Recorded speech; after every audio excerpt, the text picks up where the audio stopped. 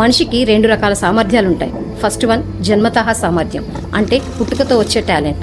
Second one కర్మతః సామర్థ్యం, అంటే కష్టపడితే వచ్చే శక్తి. ఈ 2 ఒకటైతే మీ విజయానికి తిరుగుండదు. అలా కాకుండా 2 వేరైతే మీరు సక్సెస్కి కొంచెం దూరం ఉంటారు. ఫర్ ఎగ్జాంపుల్, ఒక వ్యక్తి సహజంగా బాగా మాట్లాడగలడు అనుకోండి. అతడు లైబ్రరీని ఉద్యోగం చేస్తే తన టాలెంట్ని పూర్తిగా వాడగలడా? ఇంకొక వ్యక్తి చాలా సైలెంట్ అనుకోండి. అతనికి మార్కెటింగ్ జాబ్ ఇస్తే ఎలా ఉంటుంది? అతనికి మాట్లాడమే ఇష్టం ఉండదు. అలాంటప్పుడు ఆ పని ఎలా చేస్తాడు? అలా కాకుండా మాట్లాడే వ్యక్తి మార్కెటింగ్ జాబ్, సైలెంట్గా ఉండే వ్యక్తి లైబ్రరీని జాబ్ చేస్తే వాళ్ళ ఎదుగుదల ఎలా ఉంటుందో ఊహించండి. ఏ పనైతే మీరు ఈజీగా ఆనందంగా చేస్తారో అదే మీ జన్మతః సామర్థ్యం. దాన్ని డీప్గా ప్రాక్టీస్ చేస్తే అది మీ కర్మతః సామర్థ్యం.